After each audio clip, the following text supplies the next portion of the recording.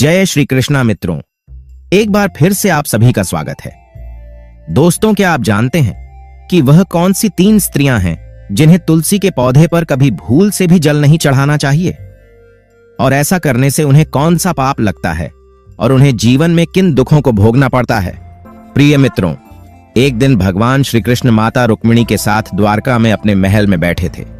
तभी नारायण भक्त देवर्षि नारद जी नारायण नारायण का जाप करते हुए द्वारका में आते हैं और भगवान श्री कृष्ण और माता रुक्मिणी को प्रणाम करते हैं। फिर भगवान श्री कृष्ण कहते हैं, आइए देवर्षि नारद, आज द्वारका में किस प्रयोजन से आना हुआ। नारद जी कहते हैं, हे प्रभु, आप तो अंतर्यामी हैं, आप तो भलीभांति जानते हैं कि मैं आपके पास किस उद्देश्य से आया हूं।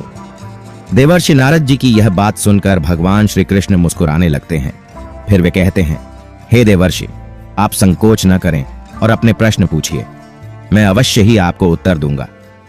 तब नारद जी कहते हैं, हे प्रभु, आज मैं आपके पास यह जानने के उद्देश्य से आया हूं कि तुलसी के पौधे पर जल चढ़ाने के नियम क्या हैं और तुलसी के पौधे पर किस समय जल चढ़ाना चाहिए। हे प्रभु, कौन सी स्त्री तुलसी को जल चढ़ा सकती है और कौन सी स्त्री तुलसी के पौधे को स्पर्श तथा जल भी नहीं चढ़ा सकती। यह प्रश्न सुनकर भगवान श्री कृष्ण मुस्कुराते हुए कहते हैं, हे देवर्षि नारद, आज आपने उत्तम प्रश्न किया है। तुलसी को जल देने के महत्वपूर्ण नियम होते हैं। उन नियमों का पालन करते हुए ही प्रत्येक मनुष्य को पवित्र तुलसी के पौधे पर जल देना चाहिए। यदि कोई व्यक्ति इन नियमों का पालन नहीं करता है तो उसे महापाप लगता है और देवी लक्ष्मी उसके घर का त्याग करके चली जाती है, क्योंकि हे देवर्षि, तुलसी का पौधा स्वयं देवी लक्ष्मी का स्वरूप है। मित्रों, जिस घर में माता लक्ष्मी का वास नहीं होता, उस घर में गरीबी और दरिद्रता हमेशा अपने पैर पसारे रहती है। आगे बताते हुए भगवान श्री कृष्ण कहते हैं, हे देवर्षि नारद, आज मैं उन 3 स्त्रियों के बारे में बताने वाला हूं जिन्हें तुलसी के पौधे पर जल नहीं चढ़ाना चाहिए। इन स्त्रियों को तुलसी के पौधे पर जल देने का कोई शुभ फल प्राप्त नहीं होता है। उल्टा, इनके द्वारा तुलसी को जल चढ़ाने पर उन्हें महापाप ही लगता है। तुलसी को जल चढ़ाने के नियम बताने से पूर्व भगवान श्री कृष्ण कहते हैं, हे देवर्षि, मैं आपको एक सत्य और पौराणिक कथा सुनाता हूं, जिसे आप ध्यान से सुने। जो भी पुरुष या स्त्री इस पवित्र कथा का श्रवण करता है, उसे 100 यज्ञों के बराबर पुण्य की प्राप्ति होती है। इस कथा को जो भी ध्यानपूर्वक सुनता है और इसका प्रचार प्रसार करता है, उसके जीवन के सभी दुखों का नाश होता है और उसके घर में कभी भी दुख, दरिद्रता और कोई भी संकट कभी नहीं आती। साथ ही उसके घर में माता लक्ष्मी का आगमन होता है। देवर्षि नारद जी कहते हैं, हे भगवान, आपके मुख से इस कथा को सुनने के लिए मेरा मन बहुत उत्सुक हो रहा है। प्रभु, आप कथा सुनाइए, मैं इसे ध्यानपूर्वक पूरा सुनूंगा। नमस्कार मित्रों, आप सभी से निवेदन है कि आप सभी इस कथा को पूरा सुने, क्योंकि हमारे हिंदू धर्म ग्रंथों में कहा गया है कि आधा अधूरा ज्ञान मनुष्य के लिए घातक होता है। तो कृपया इस कथा को अंत तक सुने। तो चलिए मित्रों, समय नष्ट न करते हुए कथा को प्रारंभ करते हैं। हजारों वर्ष पहले की बात है। किरणपुर नामक देश में एक अत्यंत सुंदर नगरी थी। उस नगरी में वरुण नाम का एक नवयुवक ब्राह्मण निवास करता था। वरुण बहुत ही बुद्धिमान और नीति शास्त्रों में पारंगत था। उसने सभी वेदों का भी गहन अध्ययन किया था। उसी नगर के पास अन्य एक नगर था। उस नगर में वशिष्ठ नाम का एक विद्वान ब्राह्मण था। उसकी एक पुत्री थी जिसका नाम सुधा था, जिसे वशिष्ठ ने बहुत ही लाड प्यार से लालन पालन किया था। ब्राह्मण वशिष्ठ ने उसकी देखरेख में कभी कोई कमी नहीं रखी। उसकी पुत्री अत्यंत सुंदर और गुणवान थी। धीरे धीरे समय बीतता गया और सुधा विवाह योग्य हो गई। अब वशिष्ठ को अपनी पुत्री के विवाह की चिंता सताने लगी। एक दिन ब्राह्मण वशिष्ठ अपनी पत्नी से कहता है, हे प्रिय, हमारी बेटी अब जवान हो चुकी है। अब इसके लिए कोई अच्छा सा वर देखकर हमें इसका विवाह कर देना चाहिए। तब उसकी पत्नी कहती है, हे स्वामी, मेरी दृष्टि में एक नौजवान ब्राह्मण है जिसे वेद और उपनिषद का भी ज्ञान है। उसका नाम वरुण है। मैं तो कहती हूं, हमारी पुत्री सुधा का विवाह उसी श्रेष्ठ ब्राह्मण के साथ करा दिया जाए। उनके साथ विवाह करके हमारी पुत्री सुखी जीवन व्यतीत करेगी। पत्नी की बात सुनकर ब्राह्मण वशिष्ठ कहते हैं, तुम ठीक कहती हो। मैंने भी वरुण जी के बारे में लोगों से बहुत सुना है। हम अपनी पुत्री का विवाह उन्हीं के साथ करेंगे। मैं कल ही उनके पास अपनी पुत्री के विवाह का प्रस्ताव लेकर जाता हूं।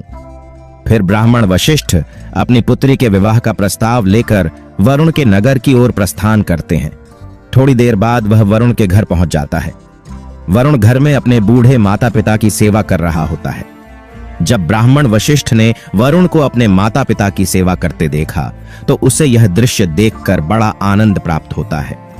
वह मन ही मन कहता है, धन्य हैं वे माता पिता जिन्होंने ऐसे पुत्र को जन्म दिया है। सच में यह ब्राह्मण पुत्र महान है। यह तो बड़ी प्रसन्नता से अपने माता पिता की सेवा कर रहा है। जब वरुण की नजर द्वार पर खड़े ब्राह्मण वशिष्ठ की ओर पड़ी तो वह तुरंत उठकर द्वार पर जाता है और ब्राह्मण वशिष्ठ का स्वागत करता है और कहता है, हे ब्राह्मण देवता पधारिए, आपका स्वागत है। कहिए, मैं आपकी किस प्रकार से सहायता कर सकता हूं? वरुण का अतिथि सत्कार देखकर ब्राह्मण वशिष्ठ बहुत प्रसन्न हो जाते हैं। फिर ब्राह्मण वशिष्ठ की नजर आंगन में लगे तुलसी के पौधे पर पड़ी। यह देखकर उन्हें विश्वास हो जाता है कि वरुण ही उनकी पुत्री सुधा के लिए सर्वोत्तम वर है। ब्राह्मण वशिष्ठ वरुण से कहते हैं, हे विप्रवर, आज मैं आपके घर अपनी पुत्री सुधा के साथ आपके विवाह का प्रस्ताव लेकर आया हूं। मेरी पुत्री के लिए आपके समान श्रेष्ठ और विद्वान वर कहीं और नहीं मिल सकता। कृपया आप मेरा यह प्रस्ताव स्वीकार करें। वरुण के माता पिता भी यह बात सुनकर प्रसन्न हो जाते हैं और वरुण को विवाह के लिए मना लेते हैं। वरुण भी विवाह के लिए तैयार हो जाता है। विवाह का मुहूर्त तय करके और एक मंदिर में वरुण और सुधा का विवाह संपन्न किया जाता है। सुधा के सुंदर और मनमोहक रूप को देखकर वरुण बहुत प्रसन्न होता है। मित्रों, सुधा अत्यंत ही गुणवान और चरित्रवान स्त्री थी। विवाह के बाद जब सुधा अपने ससुराल जाती है तो वह अपने पति और सास ससुर की बड़ी सेवा करती है। वह उनकी प्रत्येक बात मानती और अपनी मधुर वाणी और कार्यों से सभी के मन को जीत लेती है। सुधा के ससुराल वाले भी उसके कार्य से बहुत संतुष्ट रहते हैं और उसे बहुत प्यार करते थे। सुधा नित्य ब्रह्म मुहूर्त में सबसे पहले जागकर घर का आंगन साफ करती थी। फिर घर के अंदर साफ सफाई करके स्नान किया करती थी। स्नान करके वह नित्य तुलसी के पौधे को जल देती थी और फिर पूजा घर में जाकर भगवान विष्णु और मां लक्ष्मी की पूजा करती थी। उसके बाद भोजन बनाकर उसमें तुलसी पत्र डालकर भगवान को भोग लगाती थी। इसके बाद वह अपने पति को भोजन कराकर फिर खुद भोजन करती थी। रात को वह सोने से पहले अपने पति के चरण दबाकर उनके सो जाने के बाद सो जाया करती थी। सुधा के अंदर एक चरित्रवान और पतिव्रता नारी के सभी लक्षण थे और वह अपने पति को ही परमेश्वर मानकर उनकी सेवा करती थी। सुधा ने कभी अपने पति के अलावा अन्य पुरुषों के बारे में विचार नहीं किया। वह सत्य धर्म का पालन करने वाली और धर्म कार्य करने वाली पवित्र स्त्री थी। उसने कभी कोई अशुभ कार्य नहीं किया। सुधा के ऐसे सात्विक और सरल स्वभाव को देखकर मां लक्ष्मी भी उस पर मेहरबान थीं। मां लक्ष्मी स्वयं चलकर उसके घर में आकर निवास करने लगीं, जिससे सुधा के जीवन में सुख समृद्धि और भी अधिक बढ़ गई। आगे की कथा सुनाते हुए भगवान कृष्ण जी कहते हैं, हे देवर्षि, देवी लक्ष्मी उन्हीं स्त्रियों पर अपनी कृपा दृष्टि बनाए रखती हैं जो स्त्री पतिव्रता होती हैं और जो सत्य धर्म का पालन करती हैं। सुधा के अंदर वे सभी लक्षण थे जो एक श्रेष्ठ पतिव्रता नारी के अंदर होने चाहिए। किंतु एक दिन सुधा की एक भूल के कारण देवी लक्ष्मी सुधा से रुठ गईं और उसके घर को त्याग दिया। मित्रों, फिर देवर्षि नारद जी कहते हैं, हे प्रभु, सुधा ने ऐसी कौन सी भूल की थी? तब भगवान कृष्ण जी कहते हैं, हे देवर्षि, एक दिन सुधा का पति वरुण अत्यंत कामातुर होकर सुबह स्नान करने के पश्चात सुधा के पास आया और उसने सुधा के साथ शारीरिक संबंध स्थापित किया, जिससे सुधा का शरीर अपवित्र हो गया। सुधा भी अपने मन को वश में ना कर सकी और उसने अपने पति वरुण के साथ संबंध बना लिया। वह अपने नित्य नियम को भूल गई और पति के साथ संबंध बनाने के बाद बिना स्नान किए ही तुलसी को स्पर्श किया और उसे जल दे दिया। इससे देवी लक्ष्मी ने सुधा के घर को त्याग दिया और लक्ष्मी जी उसके घर से चली गईं। धीरे धीरे सुधा और वरुण की आदतें बिगड़ने लगीं। उनका ध्यान धार्मिक कार्यों से हटकर भौतिक इच्छाओं में उलझने लगा। इसका विपरीत प्रभाव सुधा के पति पर भी पड़ा और वह भी सदा कामातुर होकर सुधा के साथ विहार करने लगा। उसका मन सदैव ही काम वासना में लगा रहता था। फिर एक दिन सुधा के पति वरुण की बुद्धि भ्रष्ट हो गई और उसने सभी सीमाओं का उल्लंघन किया। उसने सुधा के मासिक धर्म के दौरान ही उसके साथ गलत संबंध स्थापित किया, जिससे सुधा के शरीर में निवास कर रहा ब्रह्म हत्या का पाप उसके पति के शरीर में प्रवेश कर गया।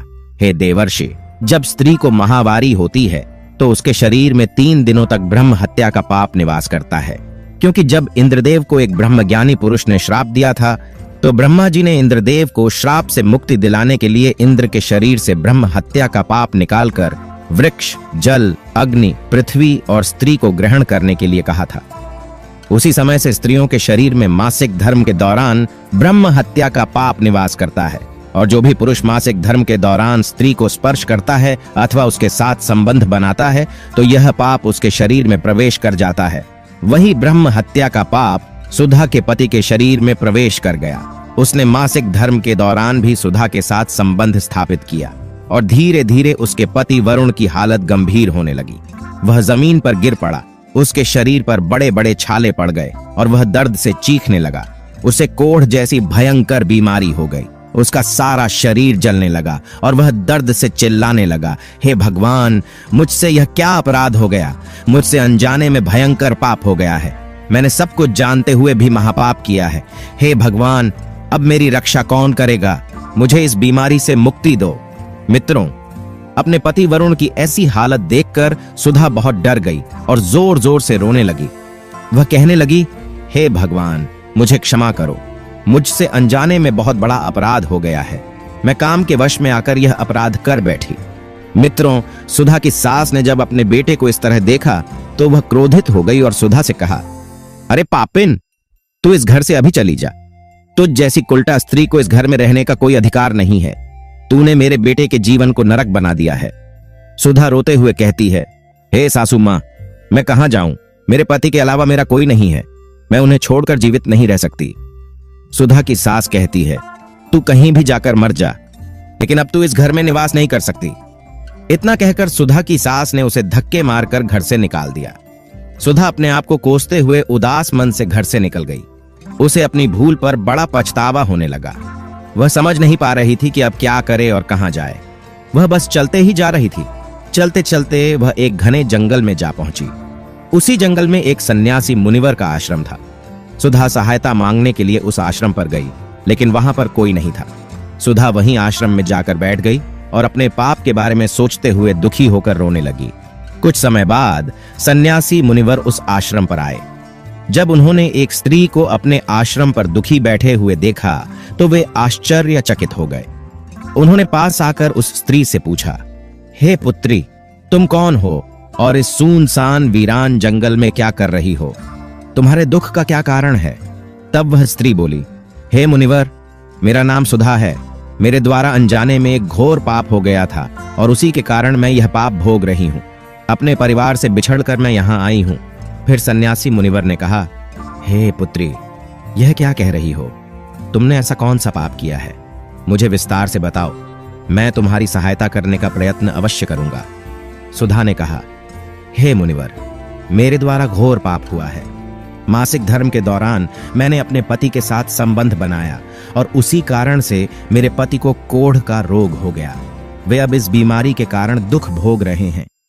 सन्यासी मुनिवर ने कहा, पुत्री, तुम चिंता मत करो। तुम्हारे द्वारा जो पाप हुआ है उसका प्रायश्चित करो। तुम्हें अवश्य ही उस पाप से मुक्ति मिल जाएगी। तुम कल से ब्रह्म मुहूर्त में उठकर इस आश्रम में बैठकर भगवान विष्णु जी की पूजा करो और प्रतिदिन माता तुलसी को नित्य जल दो। ऐसा करने से भगवान विष्णु और माता लक्ष्मी तुमसे प्रसन्न होकर तुम्हारे पति को जल्दी ही ठीक कर देंगे। सुधा ने मुनिवर के आदेश का पालन करने का निश्चय किया। फिर वह वहीं आश्रम में रहकर प्रतिदिन सुबह ब्रह्म मुहूर्त में उठकर भगवान विष्णु की नित्य पूजा करने लगी। रोज स्नान करके ब्रह्मचर्य का पालन करते हुए तुलसी के पौधे को जल चढ़ाती और तुलसी के पत्र डालकर भगवान विष्णु को भोग लगाती। इस प्रकार से 1 वर्ष बीत गया।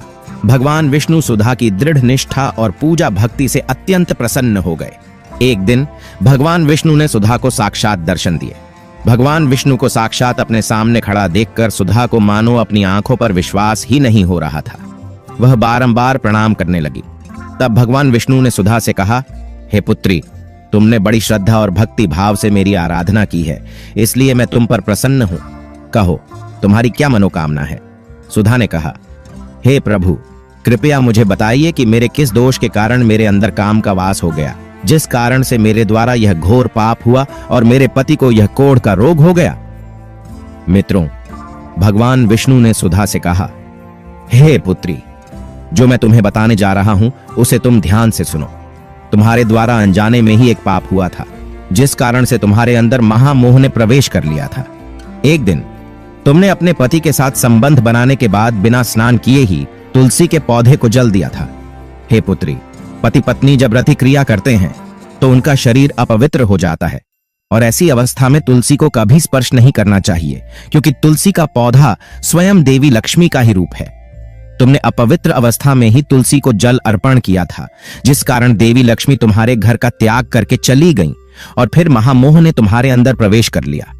उसी महामोह के कारण तुम्हारे और तुम्हारे पति के अंदर काम का प्रभाव अधिक बढ़ गया, और मासिक धर्म के दौरान संबंध स्थापित करने के कारण तुम्हारे पति को कोढ़ का रोग हो गया था। फिर सुधा कहती है, हे प्रभु, मुझसे अनजाने में यह घोर पाप हो गया था। अब इस पाप का क्या प्रायश्चित है?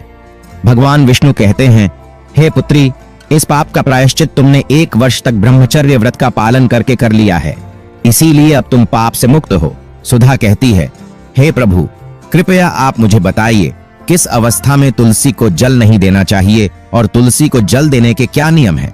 भगवान विष्णु कहते हैं, हे पुत्री, आज मैं तुम्हें तुलसी को जल देने के नियम बताता हूं, तुम इसे ध्यान से सुनो। हे पुत्री, तुलसी एक अत्यंत पवित्र पौधा है। इसमें स्वयं देवी लक्ष्मी जी निवास करती हैं, इसलिए यह मुझे सबसे अधिक प्रिय है। तुलसी के पौधे को कभी अपवित्र अवस्था में स्पर्श नहीं करना चाहिए। जो स्त्री महावारी में हो, उस स्त्री को इस पौधे को कभी स्पर्श नहीं करना चाहिए, क्योंकि मासिक धर्म के दौरान स्त्री के शरीर में ब्रह्महत्या का पाप निवास करता है। इसलिए ऐसे में स्त्री को तुलसी को जल नहीं देना चाहिए। किसी भी स्त्री और पुरुष को संबंध बनाने के बाद बिना स्नान किए हुए तुलसी के पौधे को स्पर्श नहीं करना चाहिए और न ही इसे जल देना चाहिए, क्योंकि संबंध बनाने पर स्त्री और पुरुष का शरीर अपवित्र हो जाता है। ऐसी अवस्था में पवित्र तुलसी के पौधे को स्पर्श करने पर पाप लगता है और देवी लक्ष्मी रुष्ट होकर ऐसे स्थान से चली जाती हैं। हे पुत्री, वास्तुशास्त्र के अनुसार तुलसी के पौधे को सूर्यास्त के बाद नहीं छूना चाहिए, बल्कि शाम के समय बिना हाथ लगाए पौधे के निकट धूप दीप जलाकर पूजा करनी चाहिए, क्योंकि शाम के समय तुलसी को स्पर्श करने से माता लक्ष्मी क्रोधित हो जाती है। सूर्य ग्रहण और चंद्र ग्रहण के समय भी तुलसी के पौधे में जल नहीं चढ़ाना चाहिए। हे पुत्री, रविवार, एकादशी और ग्रहण काल के दौरान तुलसी के पौधे में जल देने से पाप लगता है और सुख समृद्धि में कमी आती है। तुलसी के पौधे को स्वर्ग और पृथ्वी के बीच का प्रवेश द्वार माना जाता है। हे पुत्री, अब मैंने तुम्हें तुलसी को जल देने के संबंध में महत्वपूर्ण नियम बताए हैं, तुम इसे ध्यान में रखो। फिर सुधा हाथ जोड़कर कहती है, हे प्रभु, मेरे पति कोढ़ के रोग से पीड़ित हैं, कृपा करके मेरे पति को रोग से मुक्त कीजिए। तब भगवान विष्णु कहते हैं, हे पुत्री, तुमने इस तुलसी के पौधे की निरंतर 1 वर्ष तक पूजा की है और प्रतिदिन रात के समय तुमने रोज एक दीपक जलाया है और नित्य दिन तुमने तुलसी के पौधों पर जल अर्पित करके उसका का विशेष ध्यान रखा है। यह अत्यंत पवित्र पौधा है। हे पुत्री, अब मैं तुमसे बहुत प्रसन्न हूं। अब तुम इसके पत्ते ले जाकर अपने पति को खिला दो, वह रोग और पापों से मुक्त हो जाएगा। फिर उस स्थान पर एक दिव्य प्रकाश होता है और भगवान विष्णु अंतर्ध्यान हो जाते हैं। सुधा भगवान विष्णु को बारंबार प्रणाम करके धन्यवाद देती है। फिर वह उस तुलसी के पौधे के कुछ पत्ते तोड़कर घर ले जाती है और अपने पति को खिला देती है। तुलसी के पत्ते खाते ही उसका पति एकदम से स्वस्थ हो जाता है और खुशी से सुधा को गले से लगा लेता है। सुधा की सांस भी जब यह चमत्कार देखती हैं तो बड़ी प्रसन्न हो जाती है और फिर वे सभी खुशी खुशी जीवन व्यतीत करने लगते हैं। प्रतिदिन भगवान की पूजा और आराधना करने के बाद तुलसी के पौधे को जल अर्पित करने लगे। दोस्तों, आगे बताते हुए भगवान कृष्ण जी कहते हैं, हे देवर्षि, अब तो आप समझ गए होंगे कि किन अवस्थाओं में स्त्रियों को तुलसी के पौधे पर जल नहीं चढ़ाना चाहिए और ना ही तुलसी को स्पर्श करना चाहिए, अन्यथा इसके अशुभ परिणाम भोगने पड़ते हैं, जैसा सुधा के साथ हुआ था। मित्रों, अब जानते हैं तुलसी के पौधे से जुड़े महत्वपूर्ण नियम। हिंदू धर्मशास्त्रों के अनुसार नियमित रूप से तुलसी के पौधे की पूजा करने से और जल व दूध चढ़ाने से भगवान विष्णु की विशेष कृपा होती है और कई परेशानियां खत्म हो जाती हैं। सोमवार और बुधवार के दिन तुलसी का पौधा लगाने से घर में लक्ष्मी जी का वास होता है। गुरुवार के दिन तुलसी के पौधे में कच्चा दूध डालने से माता लक्ष्मी अत्यंत प्रसन्न होती है। घर से दुख, दरिद्रता और अशांति समाप्त होती है। गुरुवार के दिन केले के पौधे के साथ तुलसी का भी पूजन करना चाहिए। इससे अपार धन संपत्ति की प्राप्ति होती है जो कभी खर्च नहीं होती है। इससे लक्ष्मी सदैव आपके घर में बनी रहती है। केले में भगवान विष्णु और तुलसी में मां लक्ष्मी का वास है, इसीलिए गुरुवार को नित्य इनकी पूजा जरूर करनी चाहिए। शाम के समय इसके पास दीपक जलाना चाहिए। एकादशी के एक दिन पहले ही तुलसी के पत्ते तोड़कर रखने चाहिए। सूर्य ग्रहण और चंद्र ग्रहण के दौरान तुलसी को स्पर्श नहीं करना चाहिए। किसी भी दिन शाम के समय तुलसी के पत्ते नहीं तोड़ने चाहिए। शाम को तुलसी निद्रा अवस्था में होती है। ऐसे समय पर तुलसी के पत्ते तोड़ना पाप माना गया है। पुरानी सूखी हुई तुलसी की पत्तियों को कभी फेंकना नहीं चाहिए। इसे मिट्टी में दबा दें, लेकिन कभी नाली में अथवा कचरे में न फेंकें। रविवार के दिन तुलसी को जल नहीं देना चाहिए। इस दिन पत्तियां भी नहीं तोड़नी चाहिए। तुलसी को जल देने के लिए शुद्ध पानी का ही प्रयोग करें। तुलसी को कभी गंदा झूठा पानी नहीं चढ़ाना चाहिए। तुलसी के पौधे को भूल से भी गंदगी वाले स्थान पर नहीं लगाना चाहिए। कई बार महिलाएं तुलसी के पौधे को ऐसे स्थान पर लगाती हैं जो स्थान अपवित्र होता है, जैसे नाली के समीप या जिस स्थान पर बर्तन अथवा कपड़े धोए जाते हैं। उस स्थान पर भी तुलसी का पौधा कभी नहीं लगाना चाहिए, क्योंकि मित्रों, इसका गंदा पानी तुलसी के पौधे में गिरता है। यह बहुत ही अशुभ माना गया है। तुलसी में गंदा पानी गिरने से तुलसी अपवित्र हो जाती है। तुलसी के पौधे को मिट्टी के गमले में लगाना श्रेष्ठ होता है। घर के मुख्य द्वार के सामने एक सुंदर गमले में तुलसी का पौधा लगाना चाहिए। तुलसी के गमले को हमेशा जमीन पर अथवा किसी ऊंची जगह पर रखना चाहिए, लेकिन इसे कभी लटकाकर नहीं रखना चाहिए। मित्रों, तुलसी को बिना स्नान किए जल भी नहीं देना चाहिए। जो भी स्त्री तुलसी को जल देती है, उसे स्नान करके माथे पर सिंदूर लगाकर ही तुलसी को जल देना चाहिए। तभी यह जल तुलसी मैया स्वीकार करती है। जो अविवाहित हैं अथवा जिनके पति नहीं हैं, उन्हें सिंदूर कभी नहीं लगाना चाहिए। ध्यान रहे, तुलसी का पौधा कभी सूखना नहीं चाहिए। यह अशुभ संकेत लेकर आता है। तुलसी का पौधा सूखने पर समझना चाहिए कि घर में नकारात्मक शक्ति का वास है। इसीलिए तुरंत वास्तु उपाय करने चाहिए। दोस्तों, खासकर तुलसी माता की पूजा कार्तिक माह में अवश्य करें।